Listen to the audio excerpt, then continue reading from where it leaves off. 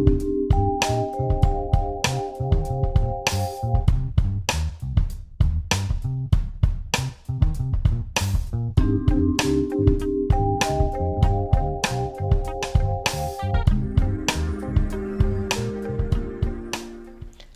everyone, thank you so much for joining us today. I'm LJ Thomas, your host. Today's guest is a friend of mine. She is a therapist, she is an author, and she's a CEO. But I really want to talk to her about this book that she has. Please help me welcome to the show Dr. Carolyn Stevens. How are you doing today? I am doing absolutely wonderful, and I'm so glad to be here. Wonderful. I'm so glad that we can make it. In case you guys haven't noticed, we're in studio. So, tell me about your book. Oh boy. Well, it's a really interesting story. As you mentioned, I am a clinical therapist here in Atlanta, Georgia. I started out doing private practice, and about 5 years in doing private practice, I decided that the people that I really wanted to help couldn't afford to spend $150, $200 sitting on my couch. So, LJ, I took a leap of faith, as I call it, and I decided to do what we call community therapy. So, in doing community therapy, 98% of my clients were African American women, and all of those women had what we call duo diagnoses, meaning that they had a combination of schizophrenia, ADHD, bipolar disorder, and so on. Okay. So one of the things that I discovered in working with those women is that they needed something else other than therapy. They needed an opportunity to talk about their pain. So I had never published before, and I said, well, I'm going to give women an opportunity to tell their story in the way they want to tell it. Because oftentimes for us, somebody else is always telling our story. Mm-hmm. And I felt like we need to be able to tell our own story our way. So I don't know how I got these 13 women. Every time I think about the 13, I still cannot figure out how I got them. But by divine intervention, 13 women from all across the country came together, and this is how we got. I am a black woman. You know, when women on social media began to see us doing this project together, mm-hmm. and we had formed a sisterhood, they just liked the idea that black women came together and did something. And so it caught on. It wasn't my intention, but all of a sudden everybody started calling it a movement. I'm like, whoa, we're not trying to do a movement. Okay, I'm not Malcolm X's sister or anything. I mean, but it caught on, and I think it caught on because, you know, there's a stigma that black women yes. can't work together. And that is so untrue. We can work together, and when we do, it's a beautiful thing. Yes. So that's the start of the I Am a Black Woman. We call it IAABW movement. That's how we started, and then the story goes on from there. Wow, that is amazing. Now, I have to tell you, this is something that you don't know. I saw the cover of the book, and I said to myself, I wonder how I get in that book. Oh my God! I had not told you that, but I thought to myself, this is a great thing, because some of us have stories that we know other people can benefit from. Yes. It may have been something that was very traumatic for us, but we know that just hearing what we went through and how we survived will be of great benefit and knowledge to somebody else. So for that reason, as an author, of course, you know, I always thought, well, I would really like to be in that book. Now, I'm not saying that to pitch myself for the book. You're in. Next book, I got you. I just think it's very beautiful. And then the fact that you took something very simple, you just wanted to give women the opportunity to tell their story, and it turned into a movement. So can you express to me, when you say movement, what kinds of things are being done? Good question. Okay, so So go on with the story. So we got the 13 women. And we're in the midst of the project, and I do have to plug my publisher, Darshell McAlpine, CEO of Boss Lady Press here. And I always mention my publisher because the way my mind works, I have like an idea every other day. Yes. Let's be honest with you, Yes. okay? I don't know if any of you guys like that, but I get these ideas every other day, and she just gets me. So in the middle of this project, I'm saying to her, I'm listening to these women tell the stories. And okay, so for all my kings listening, don't get offended. But all of these women, there seemed to be one major person throughout every story, and that was the black man. Either he was the neglectful father, the abusive boyfriend, the father who abandoned the home. And I thought to myself, wait a minute, if we're ever going to heal in our community, what I can't have is a group of women bashing black men. I didn't want that. I didn't feel that was going to be therapeutic for our community. So I said, well, the only fair thing I know to do is to hear from the kings.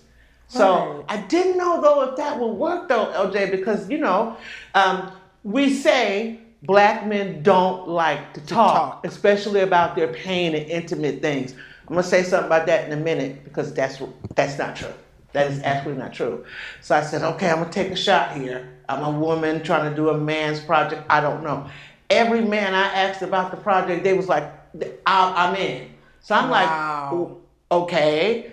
And I said, here's the thing. There's no judgment. I don't care what you've done. I don't care how bad you were. This is a no judgment zone. Just tell us your story only because we want to hear your side so we can understand. We want to understand, why were you abusive? Why did you leave home? Why you don't take care of your children? And listen, for women that are listening, I know you're probably saying, I don't want to hear about that, but it's important for us to understand other people's pain because that's the reason why they behave and do what they do. And I often say, you cannot heal what you don't confront. Exactly. So if we don't confront it, then we're never going to heal as a community. So again, we had 8 beautiful men from different parts of the country. We put them together, and I think the youngest co-author was 35 up to 7. The oldest co-author was, we call them king authors, by the way, okay, was 78 years old. Amazing. Isn't that? And so I just want to show her, here's the book. I am a black man. That's a thick book. And I've got to tell you. That's a thick book. It's powerful. It is so powerful. This project for me, working with these men, is probably the most profound experience to me. So, first thing I want to tell all of you, talk to you about your husband, your boyfriend, your father, your uncle. It is not true. Men do want to talk, and they have a lot to say. Here's the problem. Don't be mad at me, women, okay? We don't listen. That's the problem. We don't listen. We do a lot of talking, but we don't listen to our men. They have a lot that they want to say and a lot of very powerful things, and they don't mind sharing their pain. And LJ, let me tell you what was the most powerful part of this whole experience with the I'm a Black Man, and then I'm going to set it all together. So, in one of the stories, we had all the stories down, and we're putting the men on the radio and on television, on Facebook Live. So we get to, I put the men on radio in Dallas, it was. We're sitting there looking at the show, and all of a sudden, one of the King Arthurs says, I got something I want to say. He says, I've never told anybody this, but I was molested when I was a kid. And we were like, oh my, where did that come from?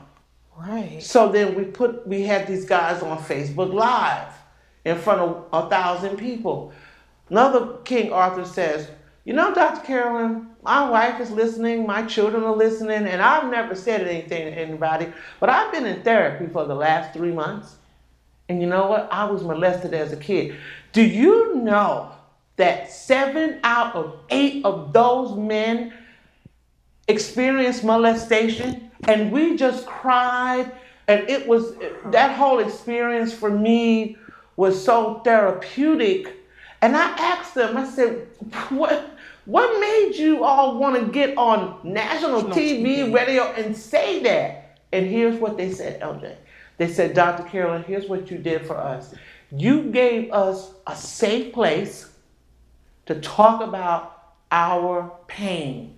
And as black men, we rarely ever get a safe place to talk about our pain. We have to suck it up and take it all in and take the abuse that we get from media, from the justice system, from the police department, and unfortunately from some of you black women as well. So we're walking around as men with a whole lot of pain, but we don't have a place to put it. We don't have any place where we can talk about what's really happening with us.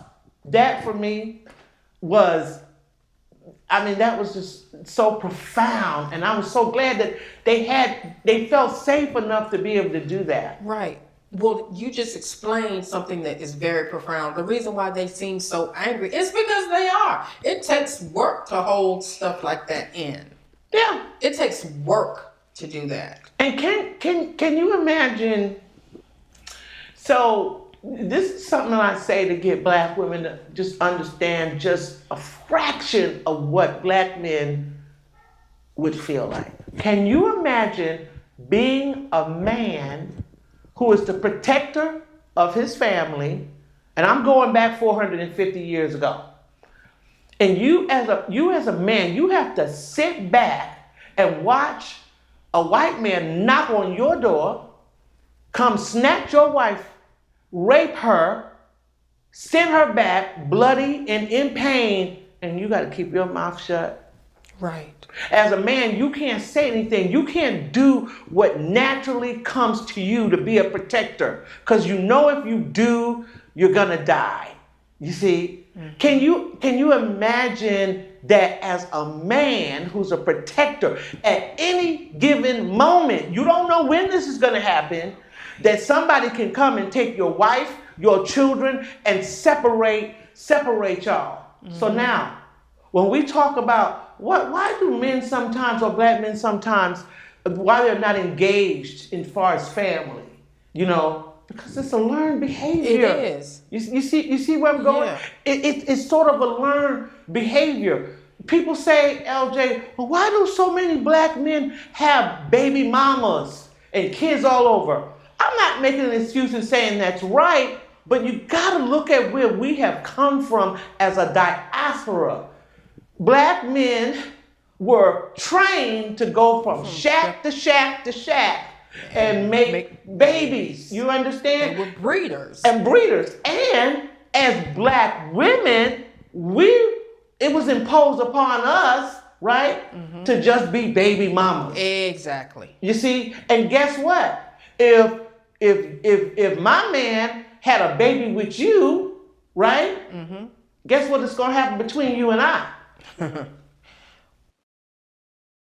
We're not going to get along too good. So now when we talk about black women not getting along, right? It's all of that. It's all of that. It's all of that.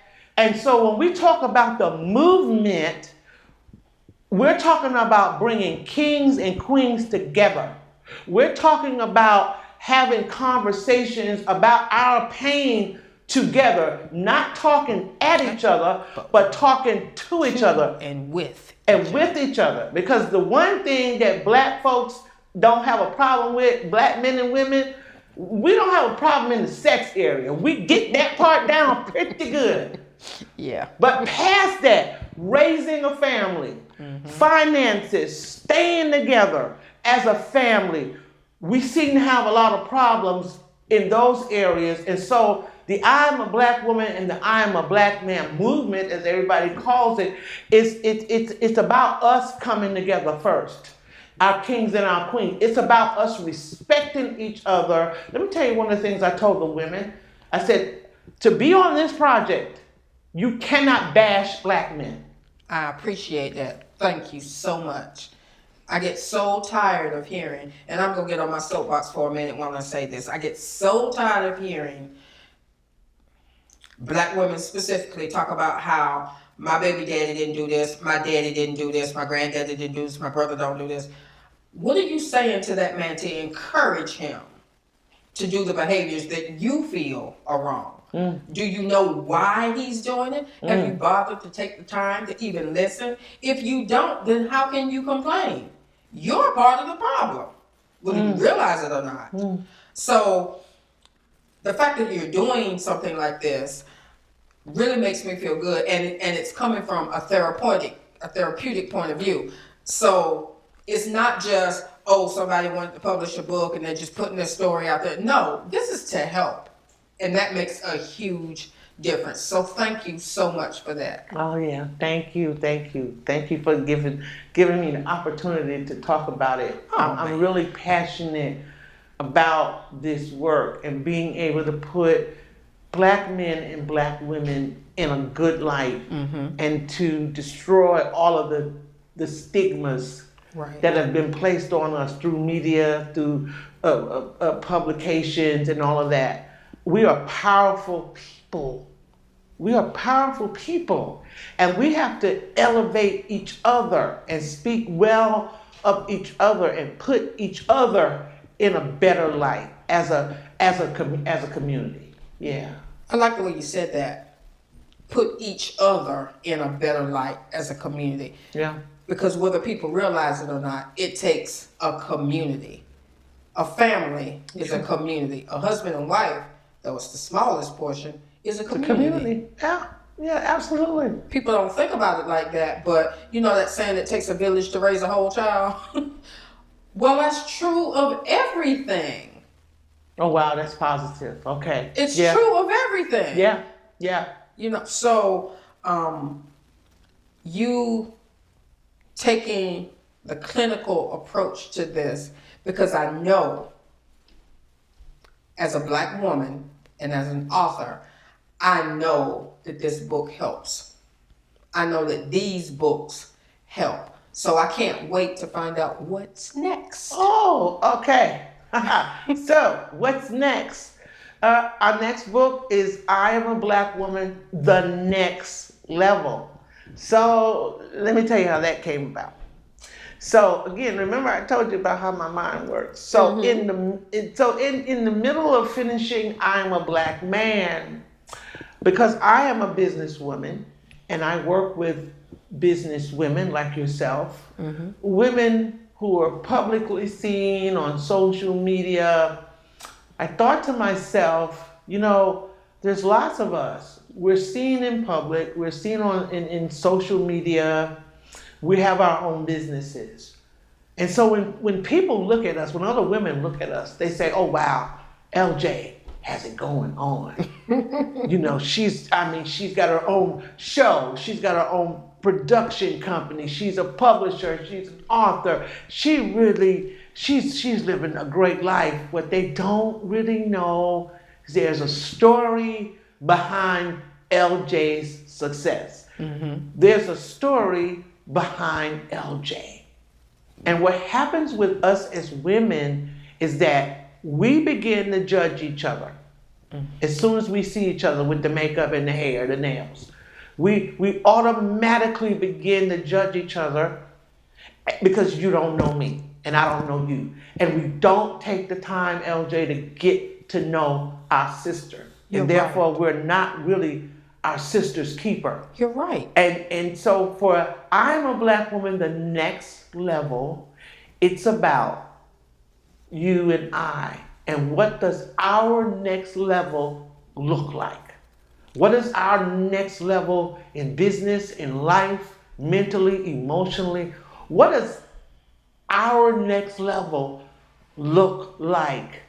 And then sharing that whole experience of transcending and transitioning and what that really looks like, and sharing that with other women to help them get to their next level.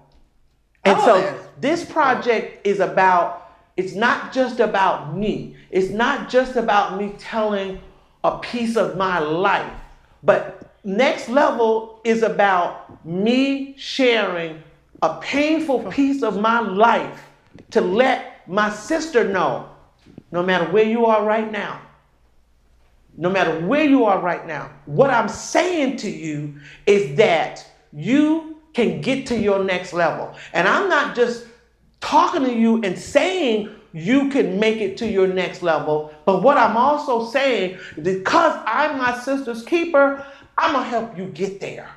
I'm gonna help you get there. So many times, I mean, it's been me. Have you ever been to a conference, been to a seminar, saw this woman, she was made up, dolled up, looked so great, had books or, had all of this stuff going on, and you sat there and said, boy, I sure wish I could be her. Mm-hmm. I wonder, could I be her?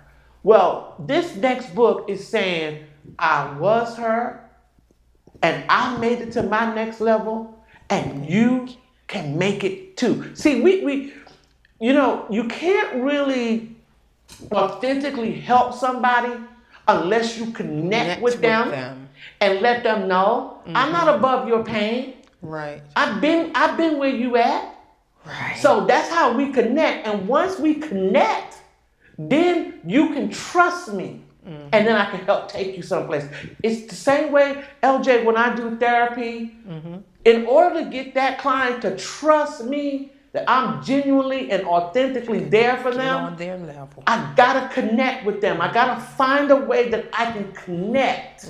Right? So they get it, that I respect their pain and I understand their pain as a black woman to black woman. And once they do that, then they will let me in the metaphysical sense. They'll let me into their world, and then that's when the healing can happen, because now I can mentor you. Now you don't feel like you got to fight me. Now you don't feel like I threaten you. You know how that is. I do. Okay, sometimes we get with other black women, automatically there's this wall that goes up because we feel like we threaten each other. But sometimes, LJ, that happens because we don't connect. Mm-hmm. We gotta be able to connect first, so you can trust me to know I'm your sister. I'm you. I'm not gonna hurt you. And you're me. Mm-hmm. And so that's next level. That's what's getting ready to come out. I want to tell you something. Okay, so yesterday, I went to a women's empowerment event. And there were two speakers that really stuck out to me. One of them, she said, your start doesn't have to be your finish. Woo. That was her point. Woo. Little petite lady. But when I tell you she took that stage, she took the stage. And her whole time that she spoke, that was her message. And the way she brought it around so that people could understand what she told her story. So people understood where she started was not where she finished. Because now she's working, doing things in the community, and she has leveled up, basically. Then the other person that took my attention was a young lady who actually told her story, and she said, what you see isn't always what's actually happening. She said, I married the preacher, I married the good guy, I married the prophet. She went through domestic violence, all kinds of other stuff. I understand. All through those things. But I'm here today, and I'm here to tell you, what you see isn't always what's happening. You can be a survivor too. You can be a survivor too. And I thought to myself, that is something very interesting, and I really connected with her because she had gotten a death prognosis, blah, blah, blah, and that's part of my story. But anyway, what you just said about the connection really drove that point home for me. I wouldn't have connected with her had she not said that. I mean, I heard her and I really appreciated it, but her making that statement was the thing that made me connect with her. Yeah. So thank you for pointing that out. You know, that's something, well, people aren't clinicians, so they don't know, but that's very powerful. Yeah. That's very powerful, and we can use all of that. We can use all of that. Is there going to be a part 2 for the Kings? Oh, it's in the making. It's in the making. Yeah, we're looking at doing a part 2 for the Kings because that was really powerful. We're looking at doing a part 2 for the Kings, but it being a lot more therapeutical and really focusing on the mental health and mental wellness aspect of the Black man, to dive a bit further into his pathology, so so that we can understand our men.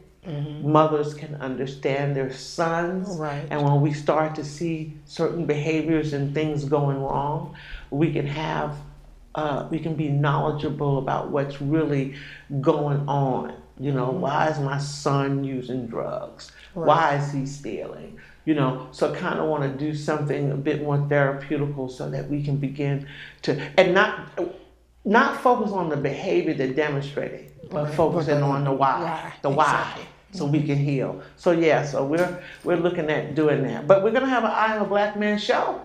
Oh! Yep. We're gonna have an I Am a Black Man show and I Am a Black Woman show up on our media group network. And what is the name of that? Glad you asked. Okay, it's the BHC Media Group, which is powered by the XOD network. So you gotta go up and look for that. We're on Roku, Amazon TV, Apple TV, iOS, Android, and Sony TV. You can go to your phone, your tablet, your television. You can download the app, look for the BHC Media Group, and tune in and watch all the great stuff on there. Now, what does BHC stand for? BHC stands for Black House Collaborations. Okay. And that's actually the name of my company. And so that's the name of our media group. The media group actually is a subsidiary of my entire company. And so that's what BHC stands for. Nice. It's and we're a community. I say we're a mosaic community. We're made up of all different shades and colors and shapes, but we still work all together. So I always call us a mosaic community. That's lovely. I like that. Now, most people who watch the show know that I usually feature people who are doing some type of volunteer work in the community. Rarely is there an author on the show talking about a book, but I had you on for this following reason. What you're doing directly impacts mental health issues. Yeah. And that's your giving back. You had a book published, but people who read that book don't realize they're getting therapy. Yeah. And that's why I had you on the show. Oh, thank you. Because I wanted people to understand how powerful it is. Now, you don't have the money to pay her because she's good at what she does, okay? She is good. Thank you. But you can buy this book and go ahead and get your therapy. And I promise you, it's worth it. And then some. And then you get to tune into the shows. So what else can you ask for? Now, how do people get in touch with you? Okay, if you want to get in touch with me, you can always find me on Facebook at Carolyn Stevens. Just go to my page. You can plug into me that way. Also, you can email me at dr.carolyn21@yahoo.com. Those are actually the two best ways to connect with me. So via email or Facebook. I'm also on Instagram I've got to say that at Dr. C. Stevens. You can find me on Instagram as well. Okay.